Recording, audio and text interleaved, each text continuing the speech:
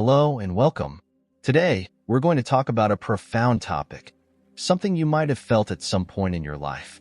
Have you ever felt underappreciated after doing something good for someone? Have you ever had the sense that your efforts to help weren't acknowledged? Well, you're not alone. Today, we're going to explore the true essence of altruism and what Buddhism can teach us about giving without expecting anything in return. Before we begin, I'd like to invite you to subscribe to the channel. Here, we aim to bring teachings that enrich your life and inspire your daily actions.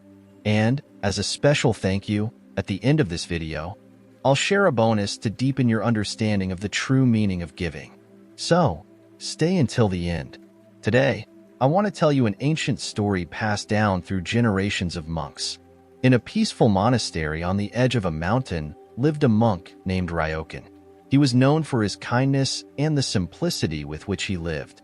Ryokan spent his days writing, meditating, and helping the community around the monastery. He owned nothing. His life was entirely based on what good he could offer to others. One day, a weary and hungry traveler arrived at the monastery's door. He was lost, having lost everything in a fire, and had nowhere else to go. Without hesitation, Ryokan invited him in, offering food and shelter.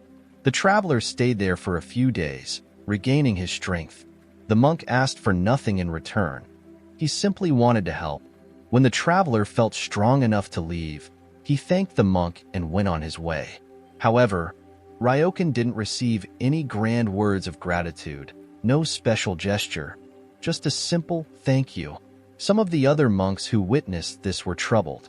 They wondered how Ryokan could give so much of himself without expecting any kind of recognition. It didn't seem fair, they thought. This brings us to the first reflection I want to share with you. What does it truly mean to give? In the world we live in, we're often conditioned to expect something in return for our good deeds, be it a heartfelt thank you or a sense of acknowledgement. But Ryokan's teaching shows us that true altruism doesn't rely on external rewards. The real reward is internal. It's the peace we feel knowing we've done something good without expecting anything in return. Altruism, according to Buddhism, is an expression of compassion that comes from the heart, free from any desire for validation. For many, this might seem like a difficult stance. After all, we're human, and our nature tends to seek recognition. But when we shift our perspective and see every act of kindness as an opportunity for spiritual growth, our view of life changes. Ryokan understood that by helping the traveler, he was practicing generosity in its purest form. He didn't expect the traveler to do anything for him in return. He simply embraced the act of service because it was his nature. Perhaps you're wondering, but then, should we never expect gratitude? And my answer is, expecting is human, but freeing ourselves from this expectation brings us closer to true happiness. Imagine how light life would feel without the constant need for recognition. Don't you think much of our frustration comes from hoping others will value what we do?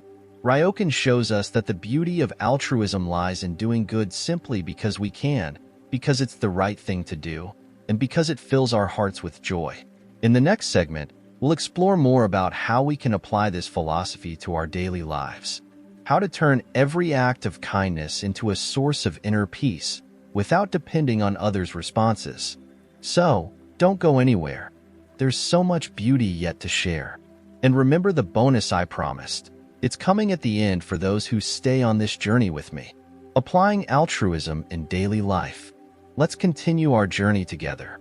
Now that we've understood the essence of altruism through Ryokan's story, the next question is, how can we apply this philosophy to our daily lives? Often, we believe that practicing altruism requires grand gestures, like making substantial donations or dedicating an enormous amount of time to helping others. But the truth is, altruism can be cultivated in the small acts of everyday life. Think of a time when you helped someone without expecting anything in return. It might have been something simple, like holding the door for someone carrying heavy bags, or listening to a friend who needed a vent. These small acts are also expressions of altruism, and their power lies in transforming the world around us in subtle but meaningful ways. In Buddhism, every action is seen as a seed we plant. When we act with kindness, we plant seeds of compassion and joy in the soil of our own minds. This means that even if we receive nothing in return for an act of kindness, we are nourishing our own spirit, cultivating an internal garden where peace and happiness can bloom. I want to share a simple exercise with you that can help cultivate this altruistic mindset every day. When you wake up in the morning, choose one act of kindness you will do that day.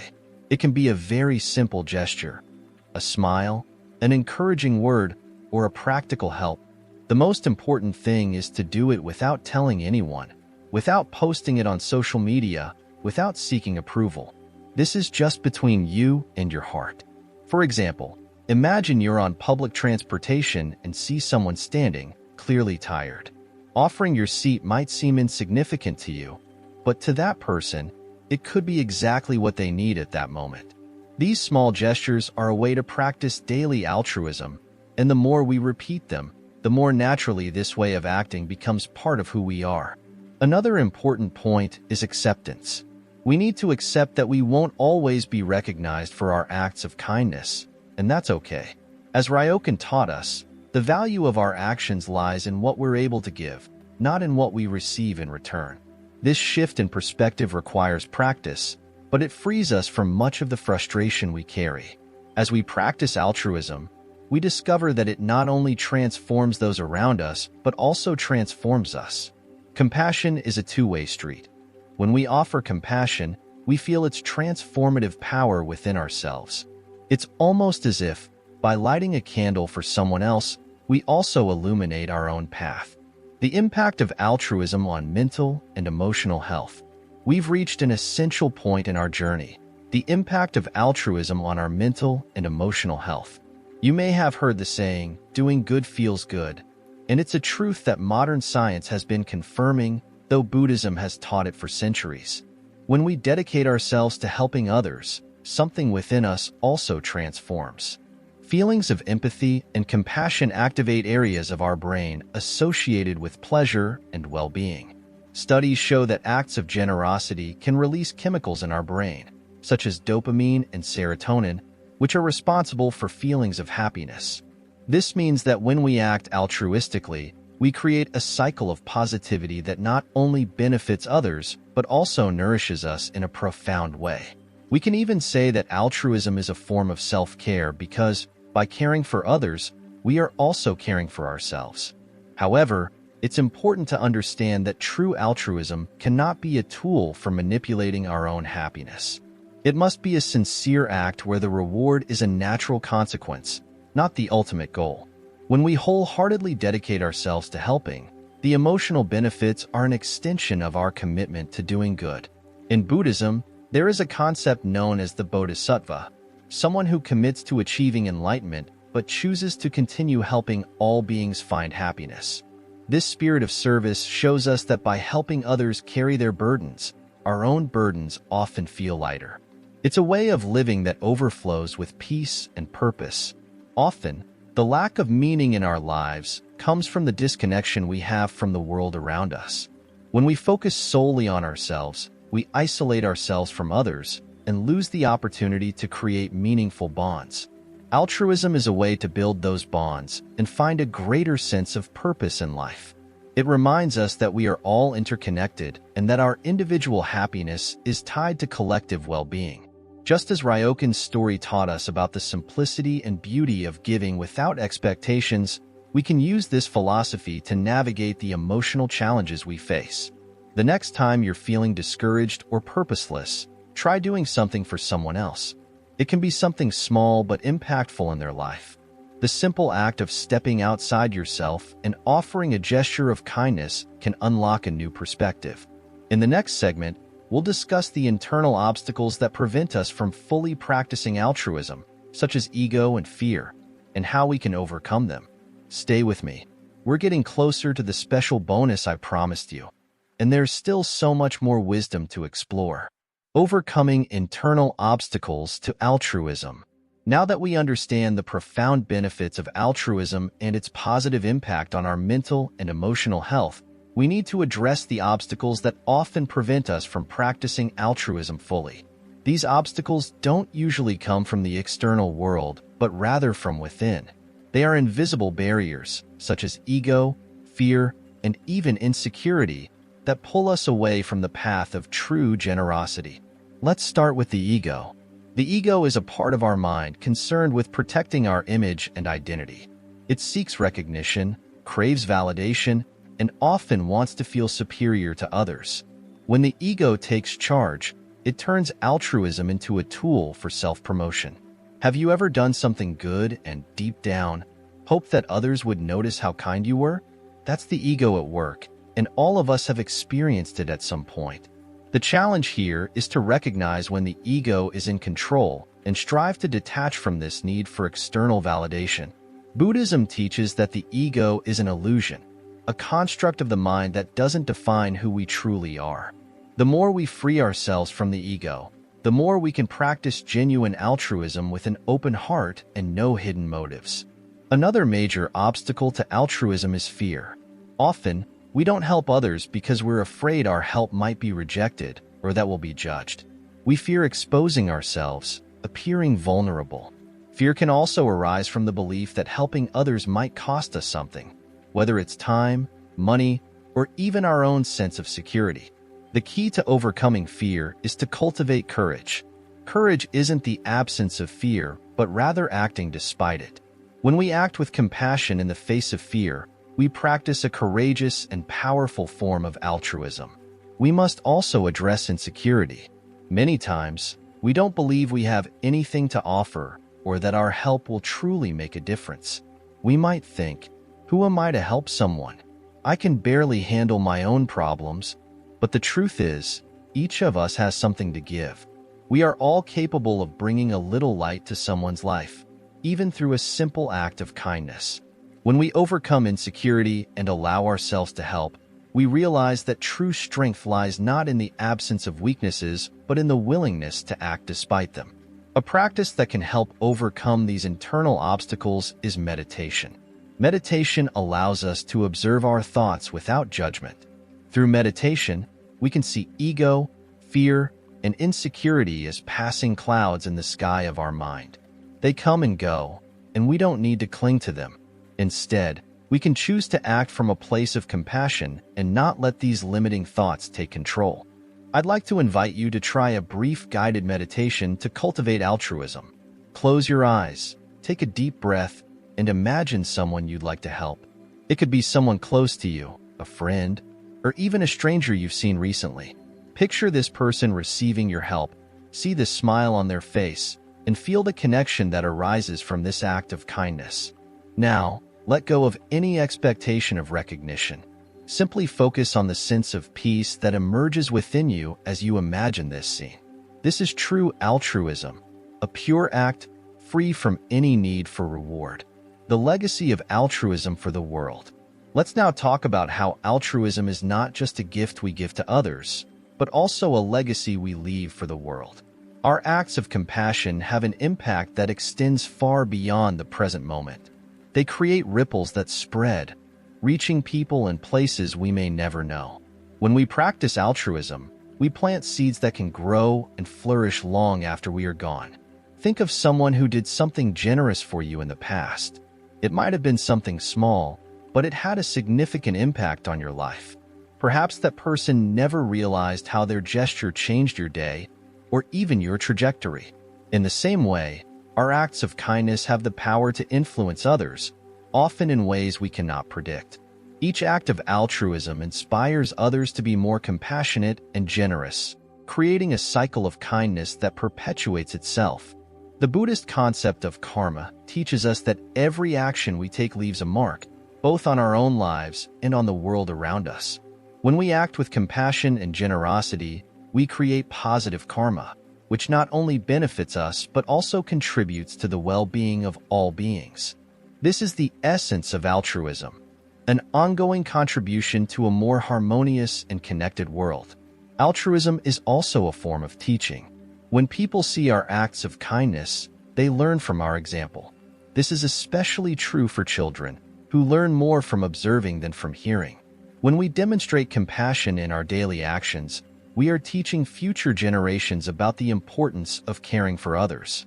We are leaving behind a legacy of love and empathy that can continue to grow and flourish long after we are gone. Moreover, altruism connects us deeply with the cycle of life. Every living being on this planet depends on others in some way. When we help one another, we actively participate in this cycle of interdependence. We acknowledge that we are not alone and that for everyone to thrive, it is essential to support one another. This sense of connection creates a network of support that strengthens us both individually and collectively. I want to leave you with a challenge. Think of a kind gesture you can do today that has the potential to inspire others. It could be something simple, like helping a neighbor, donating to a meaningful cause, or just smiling at someone who seems to be having a hard day. Perform this act with an open heart, expecting nothing in return, and imagine how it might multiply over time, inspiring others to do the same. In the next segment, we'll talk about how altruism helps us discover a deeper purpose in life, a purpose that transcends our individual desires and connects us to the whole. Stay with me. We're almost at the special bonus I promised, and there's even more wisdom to share on this journey. Finding a purpose in life through altruism. We've finally reached a crucial point in our journey, how altruism helps us find a deeper purpose in life. Many people seek life's meaning in material achievements, fame, or recognition, but as we've discussed, these sources of satisfaction are often temporary and hollow.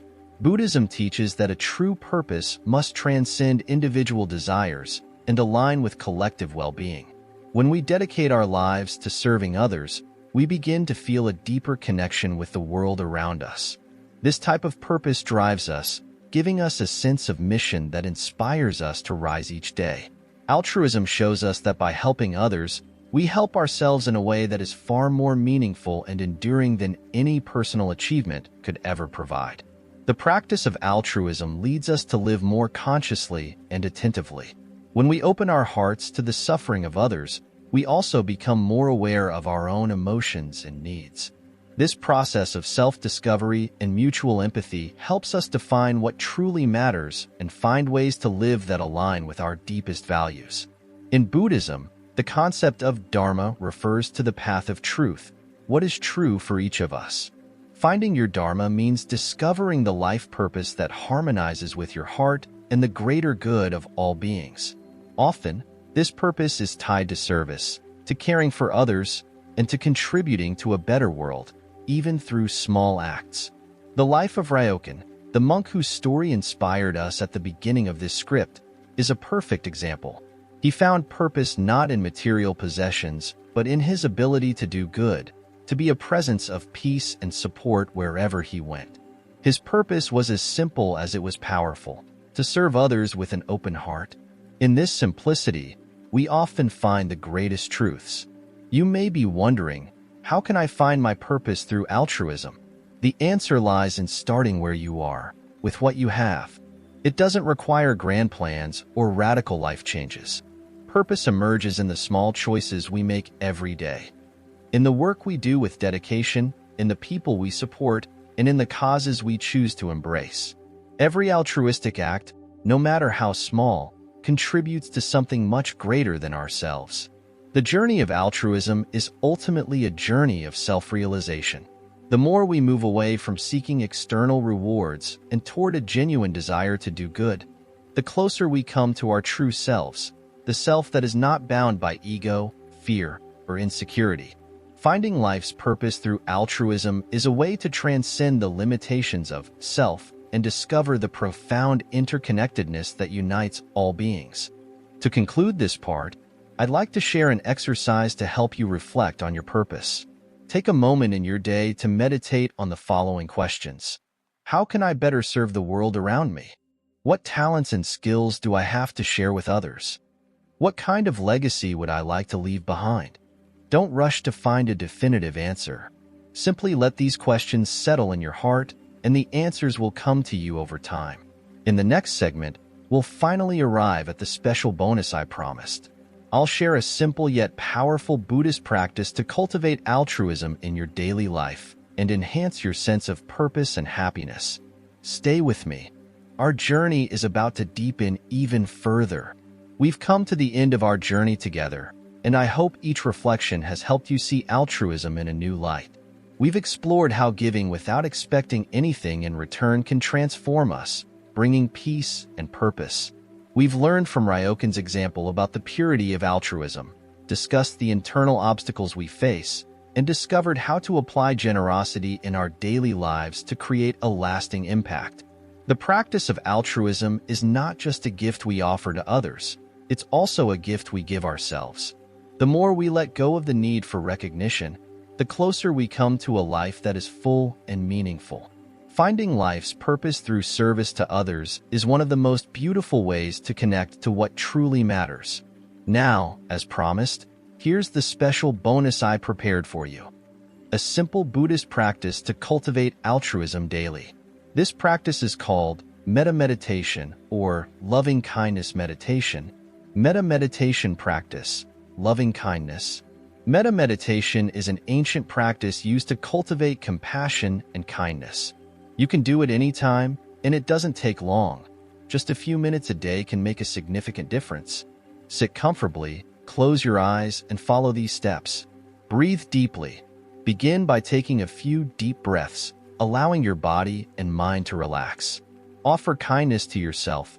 Mentally repeat these words. May I be safe. May I be at peace. May I be healthy. May I live with joy. Repeat these phrases a few times, feeling the meaning of each word. Extend kindness to someone close. Now think of someone you love and wish the same for them. May you be safe. May you be at peace. May you be healthy. May you live with joy. Expand to those around you.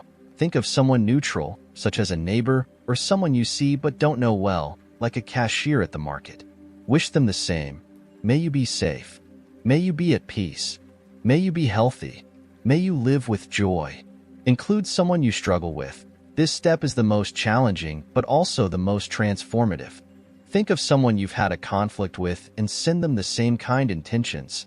May you be safe. May you be at peace. May you be healthy. May you live with joy. Send kindness to the whole world. Finally, extend your wishes to all beings around the world. May all beings be safe. May all beings be at peace. May all beings be healthy. May all beings live with joy. The practice of metta meditation is a powerful way to cultivate altruism and transform your relationship with the world around you. Practicing it daily will gradually change how you view others and yourself. It's a simple but deeply effective way to plant seeds of compassion and create a positive impact that reaches far beyond yourself. I want to thank you for staying with me until the end, for opening your heart to these messages, and for allowing yourself to reflect on the true essence of altruism. If this content resonated with you in any way, don't forget to subscribe to the channel and share this video with someone who might benefit from these words. Each of us has the power to make a difference, and together, we can create a more compassionate and harmonious world. Thank you for joining me on this journey, and until next time.